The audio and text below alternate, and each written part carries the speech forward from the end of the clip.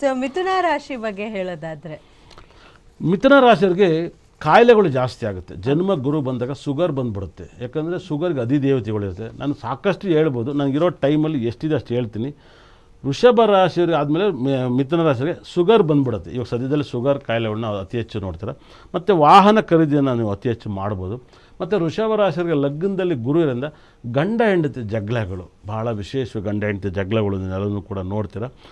ಮಿಥುನ ರಾಶಿಯವರಿಗೆ ಭಾಳ ವಿಶೇಷ. ಮಿಥುನ ರಾಶಿಯವರಿಗೆ ನಿಮ್ಮ ಲೈಫಲ್ಲಿ ಸಾಕಷ್ಟು ಜನ್ಮ ಗುರು ಬಂದಾಗ ರಾಮನು ಕೂಡ ವನವಾಸಕ್ಕೆ ಹೋಯ್ದಂತೆ 100%. ರಾಮನು ಕೂಡ ವನವಾಸಕ್ಕೆ ಹೋಯ್ದ. ನೀವು ಹೇಳಿ ಕೇಳಿ ತುಂಬ ಕೇರ್ಫುಲ್ ಆಗಿರಿ. ಮತ್ತು ಮಿಥುನ ರಾಶಿಯಲ್ಲಿ ಗುರು ಇರೋದ್ರಿಂದ ಭಾಳ ವಿಶೇಷವಾದ ವೈಬ್ರೇಷನು. ಚಿನ್ನ ಒಂದು ಸರಿ ಕಮ್ಮಿಯಾಗಿ 10,000 ಬರುತ್ತೆ ಅಂತ ಹೇಳಿದ್ರೆ 20,000 ಕೂಡ ಒಂದು ಸರಿ ಬರ್ಬೋದು. ಗೋಲ್ಡ್ ಗ್ರಾಮ್ 20,000 ರೂಪಾಯಿ ಬರೋದು.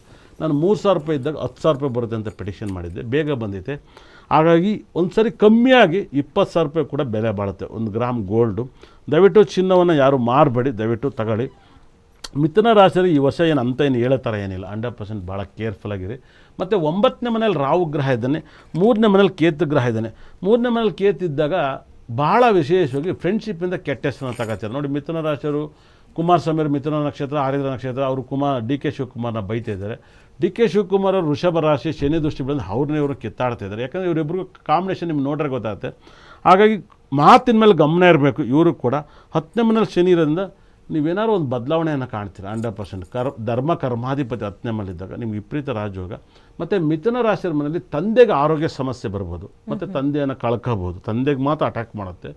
ಮತ್ತು ತಮ್ಮಂದಿರಿಗೆ ತುಂಬ ತೊಂದರೆಯನ್ನು ಕೊಡ್ಬೋದು. ತಮ್ಮಂದಿರಿಗೆ ತೊಂದರೆ ಕೊಡುತ್ತೆ, ಫ್ರೆಂಡ್ಸ್ಗಳಿಗೆ ತೊಂದರೆ ಕೊಡುತ್ತೆ. ಮಿಥುನ ರಾಶಿ ಇದನ್ನು ಬಗೆಹರಿಸ್ಕೊಳ್ಳಿ, ತುಂಬ ಕ್ಲಿಯರ್ ಆಗ್ತಾರೆ. ಗಂಡ ಹೆಂಡತಿ ಜಗಳ ಆಡ್ದಿರೋ ಥರ ನೋಡ್ಕೊಳ್ಳಿ. ಸ್ವಲ್ಪ ನಿಮ್ಮ ರಾಶಿಗೆ ಕಷ್ಟನೂ ಬರೋಲ್ಲ, ಒಳ್ಳೇದು ಆಗೋಲ್ಲ. 100% ನಿಮ್ಮ ಜಾತಕ ಅವರೇಜ ಚೆನ್ನಾಗಿರುತ್ತೆ. ಆರೋಗ್ಯವನ್ನು ನೋಡ್ಕೊಂಡ್ರೆ ಸಾಕು. ಮಿಥುನ ರಾಶಿ ಆರೋಗ್ಯವನ್ನು ನೋಡ್ಕೊಂಡ್ರೆ ಸಾಕು ಅಂತಾರೆ. ಓಕೆ.